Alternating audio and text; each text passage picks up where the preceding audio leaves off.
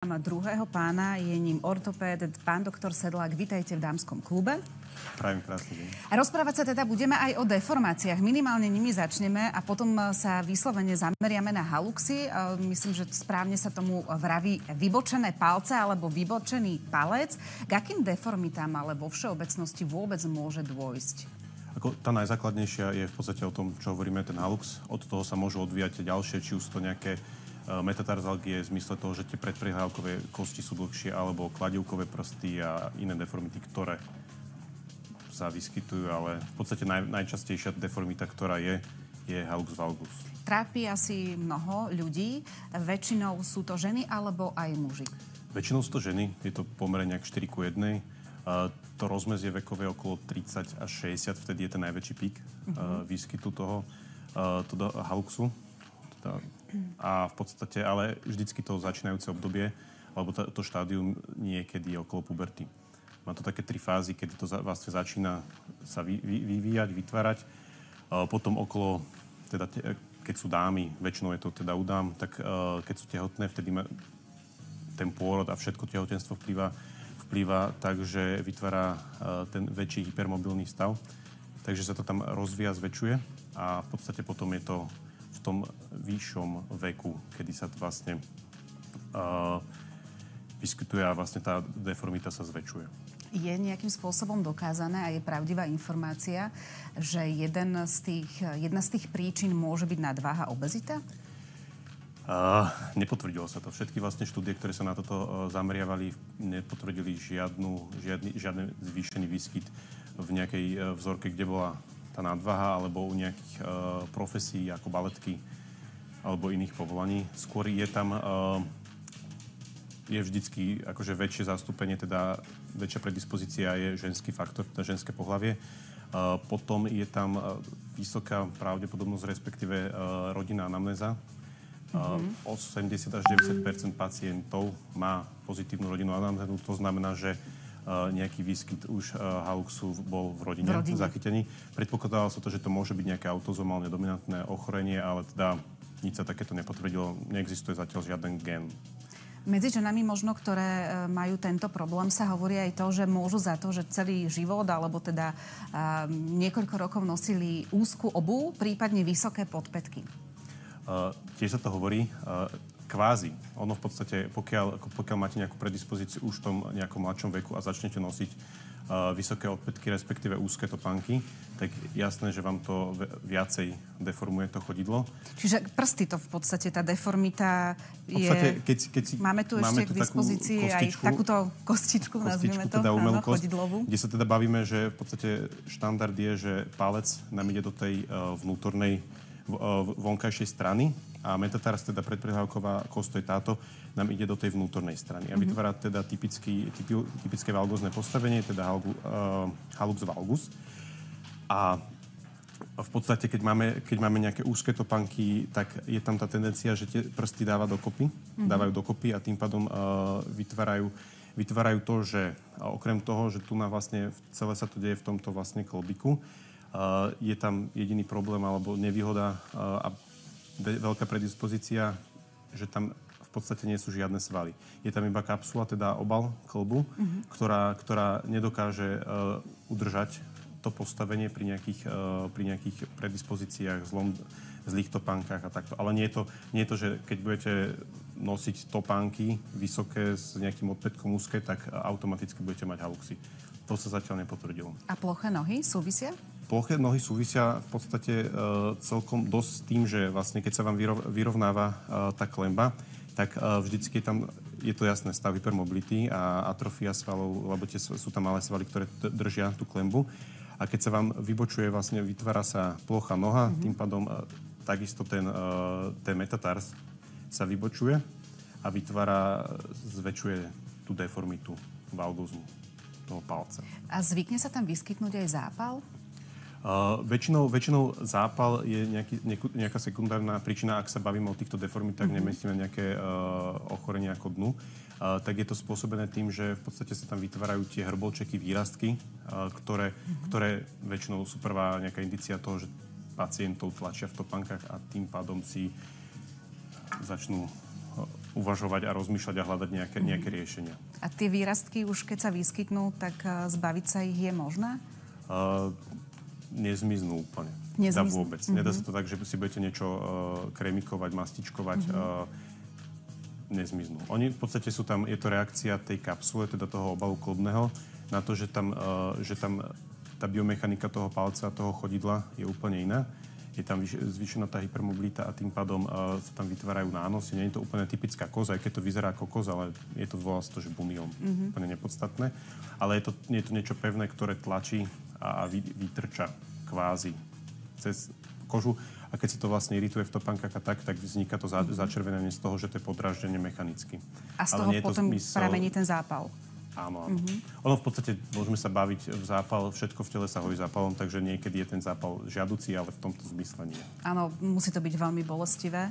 A otvorme tému konzervatívna liečba haluxov. Sú rôzne pomôcky, ktorými si teda ľudia pomáhajú. Také silikónové, neviem ako sa tomu... Korektory. Vraví, áno? Jasné. Vždycky je, že terapie sú dve, jedna konzervatívna a operačná. Tá konzervatívna je vždycky v tých nejakých začínajúcich skorých štádiách, kedy, jasné, môžu sa nosiť korektory, je to otázka. V podstate nejaké všetky metaanalýzy štúdie nepotvrdili nejaký význam korektorov v zmysle toho, že keď sa dávajú, tak oni sa dávajú vlastne medzi vlastne prvý palec, keď sa vieme pozrieť na to. A keď je tam tá valgózna deformita, tak vlastne ten korektor tlačí na ten druhý prst a v podstate na všetky ostatné a tým pádom vytvára tie kladivkové prsty a v podstate ostatné deformity. Takže keď sú, tak sú skôr nejaké vonkajšie abduktory. Čo to znamená tie vonkajšie? V podstate, že sa iba fixuje na takej páske ten palec a potom o nárt, takže o ten členok. To je taká textilná forma textilná, už? Takže to sa môžeme o tom baviť, ale hovorím, že nejaké štúdie, všetky, ktoré sa tým zaoberali, tak nezistili nejaký význam. Či u tých pacientov, ktorí nosili korektor a tí, ktorí nie. Skôr je tam dôležitá rehabilitácia, v zmysle toho, že pri tej rehabilitácii jednak si posúvete svaly priečnej klenby, tým pádom držanie toho chodidla. Dôležitá vec je achilová šľacha. Achilová šľacha tým, že sa ona upína na tú petu, tak keď sú také srubnuté achilové šlachy, tak ona v podstate sa sťahuje. A tým pádom tá peta sa rotuje a vytvára tú plochu nohu, inak to postavenie a tým pádom to inak funguje na ten prvý lúč, teda na ten prvý palec. Takže liečenie, vždycky tá rehabilitácia je v zmysle posunenia tých svalov, stabilizátorov klenby nohy a achilovej šlachy. Ak má pacient už diagnostikované a teda vie, že má vybočené palce, vybočený palec, inak bývajú vždy oba palce, alebo môže byť iba jeden? Nemusia. Väčšinou to je, že pacientka, ktorá ide na jeden, tak ide potom už aj na druhú stranu, ale nemusí to byť pravidlo. A pokiaľ teda je diagnostikovaný vybočený palec, začne s rehabilitáciou a začne cvičiť, tak tie výsledky sú potom aké? Ono v podstate, vy už keď máte nejakú deformitu osovú v zmysle toho haluxu, tak snažíte sa to zastabilizovať, aby to neprogredovalo. Tie skoré štádia. Takže vy už tú os toho prvého teda lúču nebudete mať, jak keď ste boli bábätko alebo v nejakom pred tom štádiu, ale je to dôležité, aby sa to nezväčšovalo, aby to neprogredovalo. Automaticky, ak atrofujú tie svaly, vytvára sa plocha noha, je tam zvýšený ťah na tú achilovku, nejaká predispozícia, multifaktoriálne príčiny, tak potom to progreduje a vytvára to problém. Takže na to je tá rehabilitácia, môžeme sa baviť o nejakých korektoroch, topánky, jedno s druhým. Vložky do topánok? Vložky do topánok sú super vec, lebo vlastne korigujú to plochonožie. Takže vlastne to je tá mechanická podpora tej klenby, kedy vytvára to, že jednak svaly, to je tá biomechanika, takže oni to tam nejako držia a mechanicky vložky podporujú tú klenbu. Takže vložky určite super. Rehabilitácia super, korektory OK. Áno, a taká chôdza na boso napríklad, ide letné obdobie, môže to mať tiež nejaký vplyv? Chôdza na boso v zmysle haluxu je, že vás tam nič nebude tlačiť v tej topánke. Tá otázka je skôr po kameňoch a rôzne také tie keď chodíte po nerovnom teréne, tak je to super. Ak si kúpite teda nejaké topánky, ktoré sú trendové teraz v zmysle toho, že sa odporúčajú na nejaké chodenie a na nohu, tak keď budete chodiť po betóne, po asfalte, tak to nemá žiaden zmysel. Takže jasné, barefoot teda, ak to môžeme takto konkretizovať, tak má nejaký zmysel, keď chodíte po nerovnom povrchu, ale väčšinou takto pri tomto je lepšia, pekná podrážka s dobrou vložkou. Je niečo, čo by sme ešte spomenuli a patrí do tej kategórie konzervatívna liečba? Alebo sme vymenovali všetko? V podstate to sú tie pomocky, rehabilitácie. V rámci toho cvičenia sa ešte možno spýtam. Včera sme v dámskom klube mali pani doktorku angiologičku a rozprávali sme sa z iného hľadiska, že sú teda potrebné cviky. A tu by ste aké odporúčili v rámci haluxov stávať na špičky? Väčšinou, také tie základné, ktoré zvládneme doma. Jasné, keď ono je to o tých svaloch. Keď stavate zase na špičky, tak v podstate to je jak pri tých vysokých topánkach, že si vlastne podporujete tú valgóznu deformitu. Ale keď sa zase bavíme o tom, že stavať na špičky kvôli tomu, že si stláčať lítkový sval a prekorovať a vytlačať tú krv zo žil, tak je to super. Skôr sú to také cviky na plochonožie v zmysle toho, že chytáte ceruzku do prstov nohy alebo papier. Servítku. A takéto je tam, sú to nejaké, akože nie je to žiadna jadrová fyzika, dá sa to pekne naučiť na rehabilitácii, fyzioterapeuti, rehabilitační doktori sú na to úplne, že super špecialisti, venujú sa tomu a celkom to pomáha. Ono v podstate pre nás, že my keď chceme niečo operovať, tak vždycky tá podmienka tej operačnej liečby je, jasné, musí mať nejaké ťažkosti, nerobíme kozmetiku a musel absolvovať rehabilitáciu. Takmer o chvíľočku uzatvoríme tento náš prvý vstup. V druhom vstupe budeme riešiť aj tie operatívne možnosti, pretože ich je niekoľko, takže niečo určite z toho spomenieme. Ale na záver sa vás ešte úplne spýtam, pokiaľ má človek haluxy a je aktívne, a teda športuje aktívne, nosí samozrejme vhodnú obuv, a to je športová obuv. Vložky do topánok v takom prípade? Na odľahčenie možno? Určite. Vždycky je to podpora tej klenby. Vždycky chceme, pri tom, keď robíte nejaký aktívny šport, je tam väčšia záťaž, tie svaly sa skôr unavia, takže tá mechanická podpora tam je adekvátna, opodstatnená. Veľmi pekne ďakujem v tejto chvíli. Nech sa páči, vy sa môžete pýtať damskyklub@rtvs.sk. No a o malú chvíľu vám poradíme, respektíve rodičom, starým rodičom, krstným rodičom, ako vybrať a podľa akých kritérií vybrať detskú športovú obuv, ale skôr, ako vám budeme radiť, tak sa pozrieme na to, aké boli začiatky vôbec športovej módy. Dnes sa venujeme haluxom, pokračujeme v rozprávaní sa. Nech sa páči, pán doktor, objasnite nám, kedy je už naozaj tá chvíľa absolvovať operačný zákrok a potom sa dostaneme plynule k tomu, aké sú vôbec operačné možnosti. OK, vždycky tá operačná liečba, terapia začína, keď vyčerpáme tú konzervatívnu. To je jedna vec. Druhá vec je tak, že ten pacient, ktorý k nám príde a nevyčerpal v podstate nič, len došiel, že chce niečo riešiť, tak automaticky, aj keď má možno nejakú to valgózne postavenie je troška väčšie, aspoň chceme, aby absolvoval rehabilitáciu kvôli tomu, že aby pred tou operáciou sa tie svaly troška dali dokopy, aby to začalo fungovať, Achillová šľacha jedno s druhým. Takže, ak všetko vyčerpal, dojde k nám, tak samozrejme, robí sa rentgen, merajú sa tam všelijaké uhly, vyšetrí sa pacient, klinika. Väčšinou pri tom valgóznom postavení je tam problém v oblasti toho palca.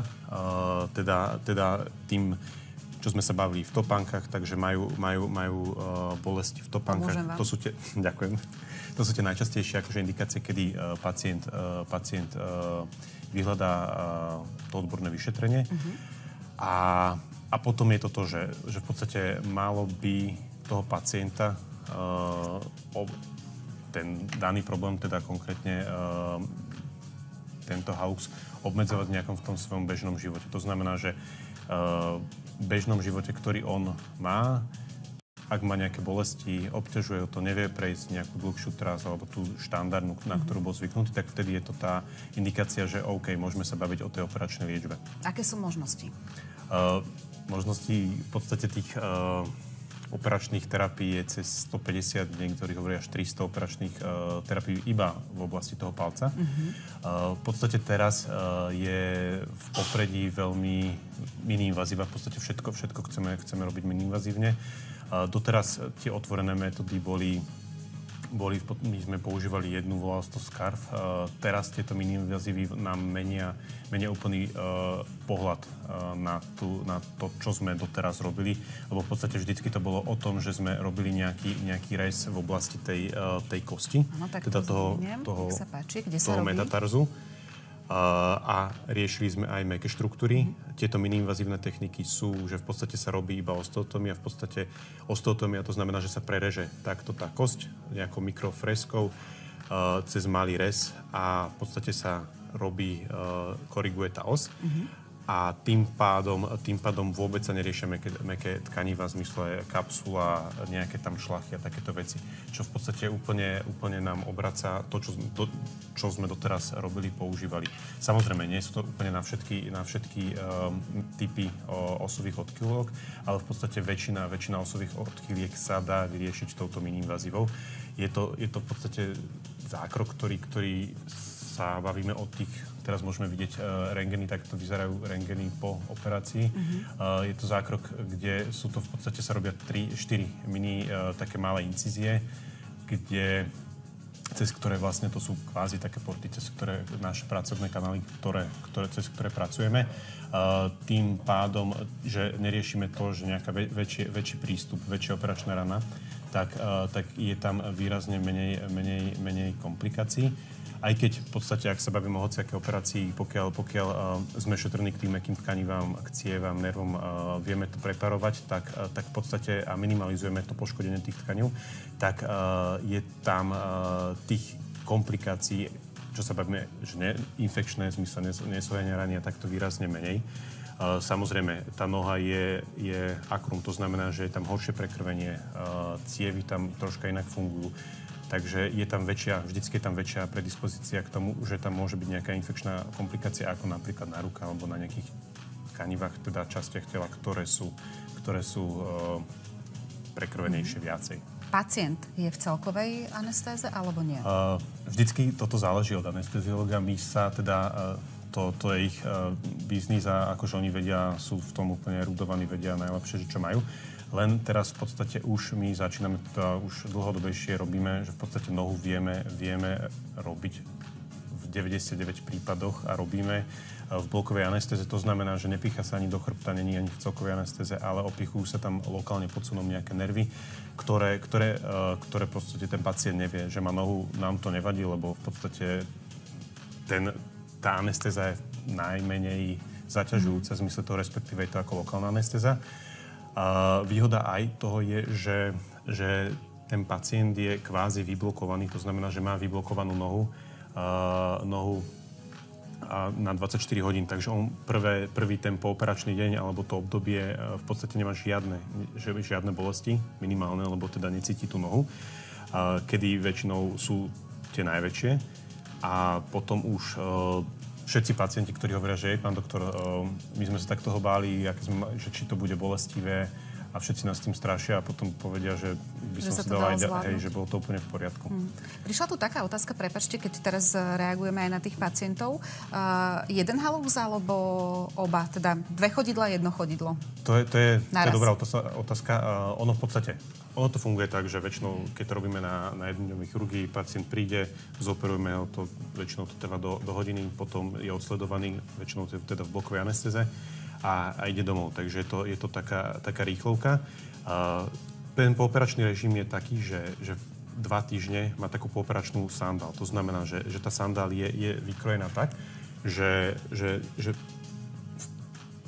pacient stúpa na tú petu a vlastne prednú nohu, to znamená, toto je predná noha, tak tam má výrez. Tým pádom odľahčuje tú prednú nohu, on môže normálne na to stúpať. Záleží od toho, aký to je opätok. Väčšinou je to také, že to celkom tolerujú, tie 2 týždne. Keď sa bavíme teraz o tej mini-invazívnych technikách.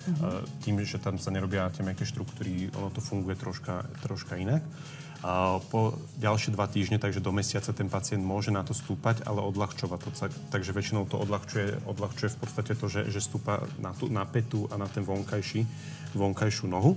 A po tých 4 týždňoch môže na to normálne stúpať. Urobí sa kontrolný rentgen, keď je všetko v poriadku, samozrejme, tak mu dávame bežný režim v zmysle toho, že môže začať rehabilitovať, môže začať cvičiť a v podstate sa troška tá reedukácia chôdze. Tá plná záťaž v zmysle toho nejakej plnej záťaže športovej po 3 mesiacoch. Čiže jedno chodidlo? Čiže jedno chodidlo kvôli tomu, že musíte odľahčovať to, ktoré je operované. Takže na čo? Zbytočne zvyšovať riziko komplikácií, ktoré nemusíme mať. Z vášho pohľadu, keď som vás teraz počúvala, také možno ideálne, ak sa to dá naplánovať, ideálne ročné obdobie absolvovať takýto zákrok v rámci tej rekonvalescencie potom jarné, jesenné, viete? Je to vždycky, keď sú to také chladnejšie mesiace, alebo že jar, jeseň, zima. Tohle to je také problém nie je ročného obdobia, problém je to, že je teplejšie, noha alebo sa potí. Alebo aj obú možno. Noha sa potí a tým pádom je tam to hojenie rán, je tam väčšia predispozícia k tomu, že keď sa nám niečo potí noha, tak to tam môže do tých stehov alebo do tej rany zatekať. A môže sa stať, že tam môže byť nejaký infekt, aj keď teda hovorím, že tých infektov klopem zatiaľ je veľmi málo. Prepáčte mi, chcem sa ešte spýtať pre seniorov. Odporúčate takýto zákrok absolvovať? Vek nehrá úplnú úlohu, jasné. Samozrejme, vek je to, že ten pacient má inú stavbu kosti, väčšinou je to také, už sú rečie, takže aj tie techniky tej operačnej liečby sú iné, preto je tam tých 150. Ale je to pokiaľ ho to obmedzuje v chodení a všetko je v poriadku, tak nie je dôvod na to, že prečo by sa to nemalo riešiť. Jedna tá fotka, čo sme mali, tú pacientku, ktorá to bola cez 75 rokov, mala viac ako 75-78, mala už taký väčšiu deformitu palca. Tam sme riešili už celú nohu a korekcia je, myslím, že úplne v poriadku a ona je spokojná. Takže hlavne, že vie chodiť normálne, nemá žiadne ťažkosti, nemala bolesti a je v poriadku. Takže... Dovolte mi ešte na záver otázku. Po operácii hrozí recidíva? Vždycky recidívia, samozrejme, to je otázka, že keď sa budeme baviť o nejakých mladších pacientov, tak to obdobie, ktoré ešte oni prežijú s tým normálnym s haluxom, ktorý je teda po operácii, tak majú rovnaké, keď budú mať zase topánky úzke a takto, je tam nejaká predispozícia, vždycky sa to môže vrátiť. Ešte sa potom je tam veľké to, že či oni majú tento kolbík, či tá os je v podstate šikma alebo je kolma. Keď je kolma, lepšie drží tú kosť. Keď sú zošikmené, väčšinou to majú ženy, tak je tam väčšia predispozícia to, že ten metatars pôjde do tej valgozity. Takže samozrejme je tam predpoklad nejaké recidívy, ale je to aj to, čo sme sa bavili, že my v podstate, keď sa nám tam mení tá os toho palca, teda toho klobu, tak v podstate tá biomechanika toho klobu je nastavená tak, jak to je normálne anatomicky štandardné. Pokiaľ sa nám tam kvázi to robí vykrivenie, teda ten halux, tak sa inak zošucháva ten klbík a tým pádom artikulačná plocha sa ničí. Veľmi pekne vám ďakujeme, pán doktor. Na záver poradne pozdravujeme pani Mišku z Michaloviec. Pošleme vám fľašu na pitie, mikrodrinky a knihy. Konzervy zo sumčeka afrického, k tomu kniha. Tak tento darček pošleme pani Antónii do Chmeľoviec, ak správne čítam. Pánovi doktorovi ešte raz veľmi pekne ďakujeme a presúvame sa do kuchyne, kde sa ide pripraviť 4. reďkovkový recept.